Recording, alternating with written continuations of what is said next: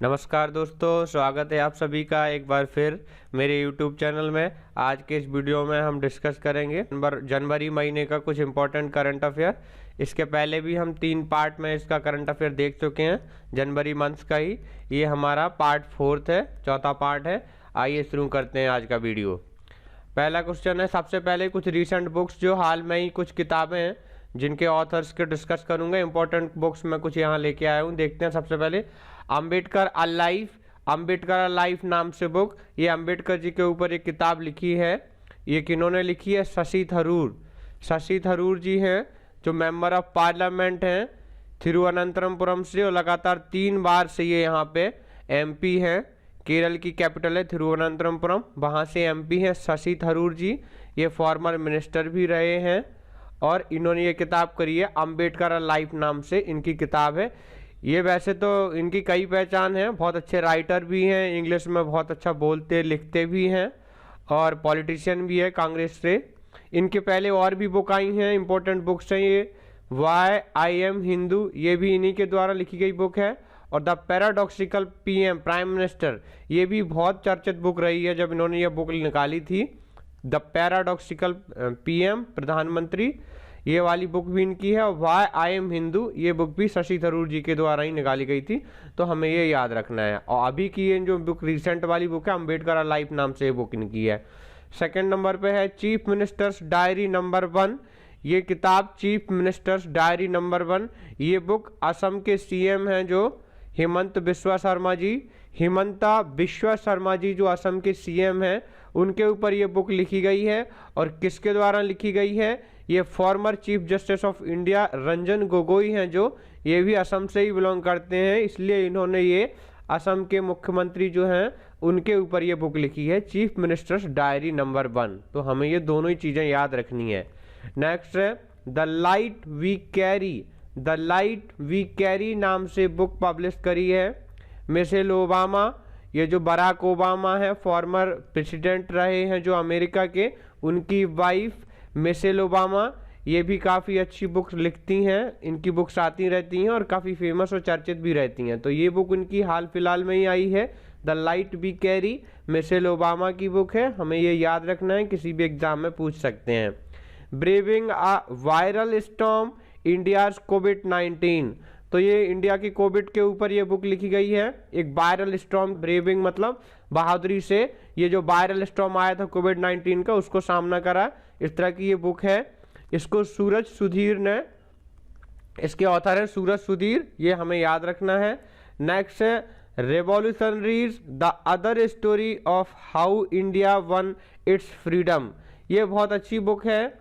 Revolutionary the other story का मतलब, इसमें रेवोल्यूशनरी जैसे कई बार हमें सिर्फ ये बताया जाता है कि हमने अहिंसा से, या जो जिस तरह से फ्रीडम जो हुई थी, फ्रीडम स्ट्रगल, उसमें नरम दल और गरम दल थे, तो सब लोग सिर्फ नरम दल का ही ज़्यादा योगदान दिखाते हैं कि जो लोग शांत लोग थे, गांधी जी, उन लोगों का ही ज़्यादा योगदान रहा है स्वतंत्रता में। जबकि एक बुक में दिखाया गया कि जो रिवॉल्यूशनरी थे, जैसे भगत सिंह, चंद्रशेखर आज़ाद, सचिन सन्याल, इन लोगों का भी the other story of how India won its freedom, इन लोगों का भी उतना ही कंट्रीब्यूशन, उतना ही योगदान है, इसलिए ये बुक में ये दिखाया गया है। संजीव सन्याल नाम याद रखना है कि संजीव सन्याल जी तो इकोनॉमिस्ट हैं, इन्होंने ये बुक लिखी है revolutionaries the other story of how India won its freedom, ये याद रखना है। तो दोस्तों ये इतनी 5 बुक ही हैं जो हाल फिलहाल में वैसे तो बहुत सारी बुक हैं, लेकिन जो इम्पोर्टेंट हैं, एग्जाम में आ सकती हैं। इवन अगर आप भी बुक पढ़ने के शौकीन हैं तो ये किताबें जो भी हैं आप पढ़ सकते हैं। जैसे लास्ट वाली बुक मैंने थोड़ा इसको डिस्कस करा, अगर हिस्ट्री में आपको दिलचस्पी है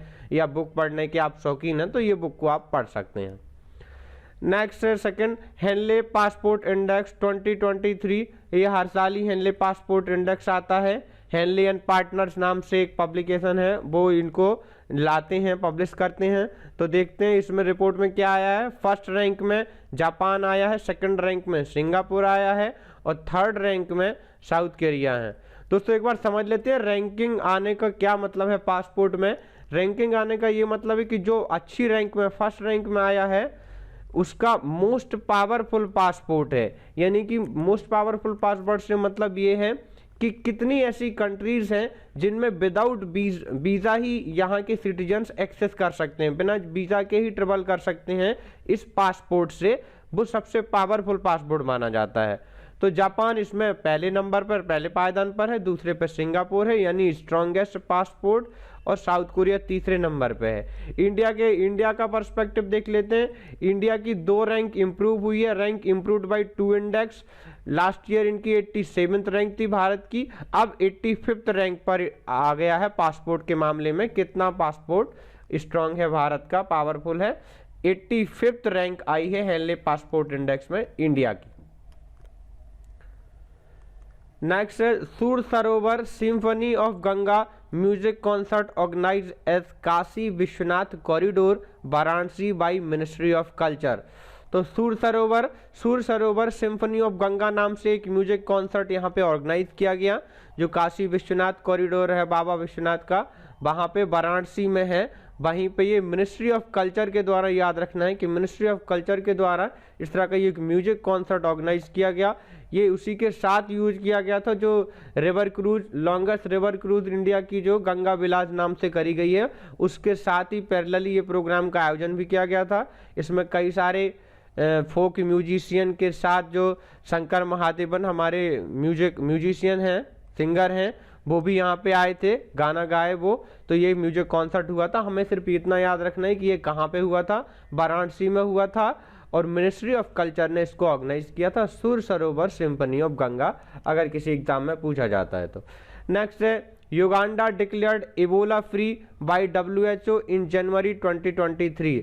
तो दोस्तों यहाँ पे युगांडा में अभी अक्टूबर सितंबर में इबोला आउटब्रेक हो गया था।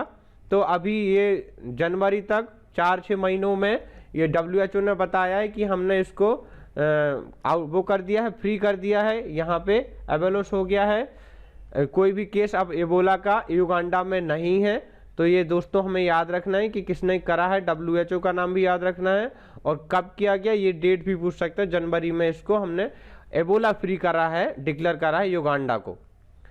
युगांडा की कैपिटल होती है दोस्तों कंपाला, ये भी याद रखना है। Ebola is a viral disease, Ebola के बारे में थोड़ा सा डिटेल लिखा है। Ebola is a viral disease spread from animal to humans and human to humans. तो ये एक वायरल डिसीज है इबोला, ये जानवरों से इंसानों में भी फैल सकती है और इंसानों से इंसानों में भी फैल सकती है ये बीमारी, हमें याद रखना है ये। नेक्स्ट है top performing global airport 2022 by Cirium. Cirium नाम के ऑर्गेनाइजेशन के द्वारा टॉप परफॉर्मिंग ग्लोबल एयरपोर्ट्स की ये रैंकिंग निकाली गई है। जो भी टॉप परफॉर्म करने वाले एयरपोर्ट हैं उनमें फर्स्ट नंबर पर फर्स्ट रैंक आई है हानेडा एयरपोर्ट, टोक्यो जापान। तो जापान के टोक्यो में ये हानेडा एयरपोर्ट है, ये सबसे टॉप पर आया है। इसके परफॉर्मेंस के लिहाज पे इसको रैंक करा गया है सीरियम के द्वारा। और भारत के 2 एयरपोर्ट इस सूची में आए हैं, यानी टॉप 10 में आए हैं। बेंगलोर का कैंपेगौड़ा एयरपोर्ट सेकंड रैंक में आया है, और दिल्ली का Indira Gandhi international airport 7th rank में आया है। यानी कि भारत के 2 एयरपोर्ट टॉप 10 रैंक में आए हैं, जो सीरियम के द्वारा टॉप परफॉर्मेंस ग्लोबल एयरपोर्ट की रैंकिंग निकाली गई है, उसमें 2 एयरपोर्ट इंडिया से भी आए हैं। Next 83rd all India presiding officers conference held in Jaipur. तो ये 83वीं all India presiding officers conference कहाँ पे हुई है, जयपुर में हुई है।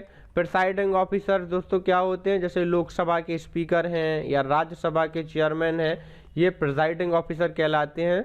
तो ये इनकी एक कॉन्फ्रेंस आयोजित करी गई, ये 4थी बार देख सकते हैं दोस्तों, 4th टाइम जयपुर में आयोजित की गई। कोई किसी भी एग्जाम में पूछ सकते हैं ये कि कौन सी भी बार जयपुर में करी गई। खास करके जो राजस्थान स्टेट के जो एग्ज़ाम होंगे उनमें इस तरह के सवाल पूछे जा सकते हैं। 4th टाइम जयपुर में ये कॉन्फ्रेंस करी गई। पहली बार ये 1921 में शिमला में आयोजित की गई थी, इसकी फर्स्ट कॉन्फ्रेंस। नेक्स्ट है soul of steel expedition by claw global to test one's high altitude endurance. तो सोल ऑफ स्टील नाम से एक एक्सपेडिशन का मतलब है दोस्तों किसी तरह की यात्रा करना या कोई चैलेंज लेके किसी को चढ़ाई करना या अगुवाई करना, इस तरह का करा गया है। सोल ऑफ स्टील नाम से एक्सपेडिशन करा गया है। ये क्लो ग्लोबल नाम से एक है प्लेटफॉर्म है, वहाँ पे ये करा गया। ये रिटायर्ड आर्मी ऑफिसर्स के द्वारा क्लो ग्लोबल नाम से एक ये लॉन्च किया गया है। ऑर्गेनाइजेशन या ग्रुप कह सकते हैं, जो ये करते हैं कि जो भी आर्मी के पर्सन्स हैं, रिटायर्ड पर्सनल्स हैं, उनको ट्रेन करते हैं। और इसका काम क्या है? To test one's high altitude endurance. High altitude का मतलब बहुत ऊंचाई पे चढ़ना या ऊंचाई पे किसी तरह का टास्क परफॉर्म करना, काम करना, इस तरह की ट्रेनिंग के लिए ये कि एक्सपेडिशन सोल ऑफ स्टील, यानी कि बहुत जिनका हृदय बहुत स्टील का है, सोल आत्मा इतनी कठोर है, इस तरह से ये एक्सपेडिशन करा गया है। तो हमें ये सोल ऑफ स्टील एक्सपेडिशन याद रखना है। अगर पूछा जाता है किसके द्वारा किया गया, तो क्लो ग्लोबल, ये रिटायर्ड आर्मी पर्सनल्स जो होते हैं उनका एक ग्रुप है, वो इस तरह का चलाते रहते हैं। कोई भी एक्सपेडिशन हो या कोई प्रोग्राम हो या कोई कंपटीशन हो, वो इस तरह से आयोजित करते रहते हैं। नेक्स्ट है India's first centre of excellence in online gaming at Shillong. तो शिलोंग के मेघालय में ये इंडिया का पहला centre of excellence online gaming के लिए यहाँ पे खोला गया है। मेघालय के शिलोंग में खोला गया है ऑनलाइन गेमिंग के लिए सेंटर ऑफ एक्सीलेंस। भारत का ये पहला है, तो एग्जाम पॉइंट ऑफ व्यू से इंपॉर्टेंट हो जाता है। नेक्स्ट है मार्ग portal launch by commerce and industry minister Piyush Goyal. तो पीयूष गोयल जी जो हमारे कॉमर्स ऑफ इंडस्ट्री मिनिस्टर हैं, कॉमर्स एंड इंडस्ट्री मिनिस्टर हैं पीयूष गोयल जी, उनके द्वारा मार्ग नाम से ये यहाँ पे शॉर्ट फॉर्म लिख रखा है। हम देखते हैं इसका फुल फॉर्म क्या है। Mentorship, advisory, assistance, resilience and growth, इस तरह का ये पोर्टल लॉन्च किया गया। इसका काम क्या है? जो स्टार्टअप शुरू होते हैं, कई तरह के नए स्टार्टअप शुरू करना चाहते हैं एंटरप्रेन्योर जो रहते हैं, तो उनकी मेंटरशिप के लिए, उनको गाइड करने के लिए, उनको सही सलाह मिले, इस तरह की मेंटरशिप के लिए जो भी स्टार्टअप नए शुरू करना चाह रहे हैं, ये कॉमर्स एंड इंडस्ट्री मिनिस्ट्री ने ये एक पोर्टल लॉन्च किया है मार्ग नाम से। इसका फुल फॉर्म एक बार फिर देख लेते हैं। मेंटरशिप का मतलब जो मेंटर करते हैं, गाइड करने वाले, एडवाइजरी, एडवाइज करने वाला, असिस्टेंट, किसी तरह का सहयोग मिले। रेजिलियंस का मतलब है किसी तरह का रिजिड ना हो, सब चीज़ें स्मूथ हो, सरल हो। ग्रोथ का मतलब है ग्रोथ, ये फुल फॉर्म है, इसका याद रखना है। नेक्स्ट है Saharsh special education programme launch by Tripura government. Tripura government के द्वारा सहर्ष नाम से स्पेशल एजुकेशन प्रोग्राम ये लॉन्च किया गया है। स्पेशल एजुकेशन प्रोग्राम में क्या होगा, इसका एम देख लेते हैं क्या है। Empower children to learn with happiness and enthusiasm. हाँ, इसका मतलब ये है कि जो भी बच्चों को पढ़ाया जाता है वो सिर्फ इस तरह से ना पढ़ाया जाए कि आपको पढ़ना ही है, पढ़ना ही है, जबकि इस तरह से पढ़ाया जाए। सहर्ष का मतलब ये हिंदी शब्द है, सहर्ष का मतलब उनको एक हंसी खुशी से पढ़ाया जाए, तो हैप्पीनेस हो, उनमें इंथुजियाज्म रहे पढ़ाई को लेके, वो खुश होके पढ़ें, हैप्पीनेस के पढ़ें। तो learning with happiness and enthusiasm, इस तरह का स्पेशल एजुकेशन प्रोग्राम त्रिपुरा सरकार ने लॉन्च किया है सहर्ष नाम से। कहीं भी पूछें सहर्ष तो त्रिपुरा गवर्नमेंट याद रखना है। और अगर इसका एम पूछते हैं तो हम ये भी बता सकते हैं कि learn with happiness and enthusiasm. Next है Mongeet festival of music, culture and food celebrated in Majuli Assam. तो असम के मजूली में ये मोंगीत फेस्टिवल आयोजित किया गया। ये मोंगीत फेस्टिवल नाम याद रखना है। मोंगीत फेस्टिवल ये काय का फेस्टिवल है जिसमें कल्चर, म्यूजिक और फूड का प्रदर्शन करा गया है। ये मजूली असम में आयोजित किया गया। मजूली एग्जाम में बहुत पूछा जाता है दोस्तों, इसकी एक स्टैटिक जीके का बहुत इंपॉर्टेंट ये न्यूज़ क्वेश्चन रहता है, हमेशा रिपीटेडली एग्जाम में पूछा जाता है कि Majuli island is Asia's only river island. River island का मतलब है कि जिस तरह से आइलैंड होते हैं ओशियन में होते हैं, इसी तरह से ये रिवर में एक आइलैंड बना है और ये एशिया का इकलौता रिवर आइलैंड है जो कि ब्रह्मपुत्र नदी में मजूली में ही है ये। तो ये बहुत इंपॉर्टेंट एग्जाम में बहुत आता है, कई बार ये इसका स्टेट पूछ लेते हैं कि Majuli island situated in Assam या कौन सी रिवर पे बना है, तो ब्रह्मपुत्र रिवर पे बना है। ये हमें इसका स्टैटिक न्यूज भी याद रखना है। और मोंगीत फेस्टिवल जो है असम में है, ये भी हमें याद रखना है। नेक्स्ट है 26 नेशनल यूथ फेस्टिवल 2023 ऑर्गेनाइज इन हुब्बाली कर्नाटका। तो 26वां नेशनल यूथ फेस्टिवल 2023 ये कर्नाटक के हुब्बाली में आयोजित किया गया। इसकी थीम देख लेते हैं, ये हर साल ही होता है दोस्तों। तो ये पहले तो याद रखना है कि इसकी वेन्यू याद रखनी है, कहाँ पे किया गया, कर्नाटका में। इसकी थीम भी पूछ सकते हैं एग्जाम में, विकसित युवा और विकसित भारत। विकसित युवा विकसित भारत इसकी फेस्टिवल की थीम रही। ये 26वां फेस्टिवल था, कर्नाटका में आयोजित किया गया। नेक्स्ट है school of logistic waterways and communication inaugurated bye port and shipping minister Sarbananda Sonowal. तो हमारे जो पोर्ट और शिपिंग मिनिस्टर हैं, यूनियन मिनिस्टर सर्बानंद सोनोवाल, उनके द्वारा अगरतला में, यानी त्रिपुरा की कैपिटल अगरतला में, ये स्कूल ऑफ लॉजिस्टिक्स का मतलब होता है जो किसी तरह का सामान लोड करने के बाद शिप के थ्रू यहाँ से वहाँ एक जगह से दूसरी जगह भेजा जाता है, वो लॉजिस्टिक्स का काम कहलाता है। वाटरवेज का मतलब वाटरवेज के थ्रू, और कम्युनिकेशन, इस तरह का एक स्कूल यहाँ पे शुरुआत करी गई है त्रिपुरा के अगरतला में सर्बानंद सोनोवाल द्वारा। ये सर्बानंद सोनोवाल जी जो मिनिस्टर हैं, इनके द्वारा करी गई है। नेक्स्ट है, जैसे कि हम अपने हर वीडियो में देखते हैं कुछ रिसेंट अपॉइंटमेंट्स, लेकिन इस बार में अपॉइंटमेंट्स ही नहीं, जो भी पर्सन्स किसी कारण से न्यूज में रहे हैं, या तो उनकी डेथ हो गई है या किसी तरह की अपॉइंटमेंट हुई है, सब इसमें मैं लेके आया हूँ। एक बार ये भी डिस्कस कर लेते हैं। सबसे पहले है केसरीनाथ त्रिपाठी जी, इनका देहांत हो गया है। केसरीनाथ त्रिपाठी जी, इनका निधन हो गया है। ये former governor of West Bengal, West Bengal के ये भूतपूर्व गवर्नर रहे हैं। इनका निधन हो गया है केसरीनाथ त्रिपाठी जी, याद रखना है। इसी तरह से नेक्स्ट है शरद यादव जी। शरद यादव जी ये भी काफ़ी फेमस पॉलिटिशियन रहे थे। ये इनका भी निधन हो गया है, पास जबे लिखा हुआ है, इनका भी निधन हो गया है। फॉर्मर यूनियन मिनिस्टर, ये यूनियन मिनिस्टर भी रहे हैं। और साथ ही साथ इनकी पॉलिटिकल पार्टी जो है राष्ट्रीय जनता दल, आरजेडी शॉर्ट में लिखा है। किसी भी एग्जाम में पूछा जा सकता है कि Sharad Yadav who recently passed away belongs to which political party, तो उनकी पॉलिटिकल पार्टी थी राष्ट्रीय जनता दल, आरजेडी। ये हमें याद रखनी है। शरद यादव जी, इनका भी निधन हो गया है हाल में। नेक्स्ट है chief justice of Guwahati high court. तो गुवाहाटी हाई कोर्ट का चीफ जस्टिस किसे नियुक्त किया गया है?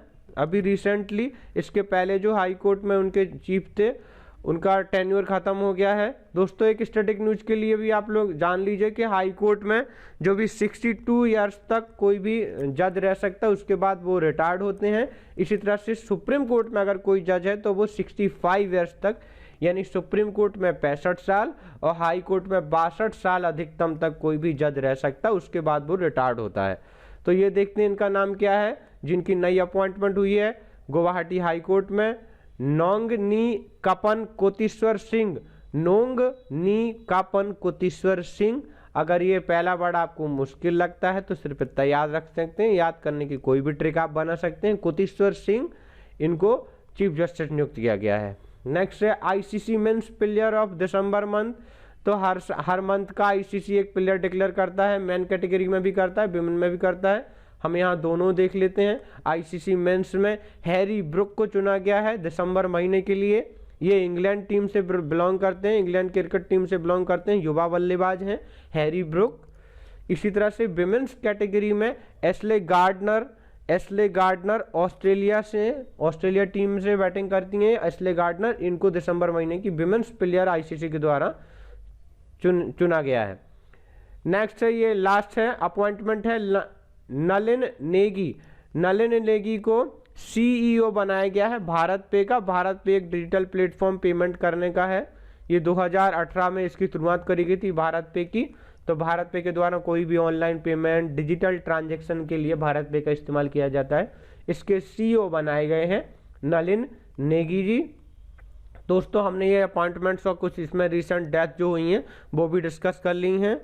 आप चाहें तो अपना एक नोटबुक बना के इन सबको थोड़ा थोड़ा शॉर्ट में लिख सकते हैं, चाहें तो इसका स्क्रीनशॉट भी ले सकते हैं दोस्तों। और अगर आपको वीडियो पसंद आता है तो हमारी वीडियो को लाइक करें, और कोई भी वीडियो का एक्सेस पाने के लिए जो मैंने पिछले वीडियो भी डाले हैं, आप चैनल को सब्सक्राइब भी कर सकते हैं, जिससे पिछले और आने वाले सब वीडियो आप तक तुरंत पहुंच सकें। दोस्तों इस वीडियो में इतना ही। Thank you.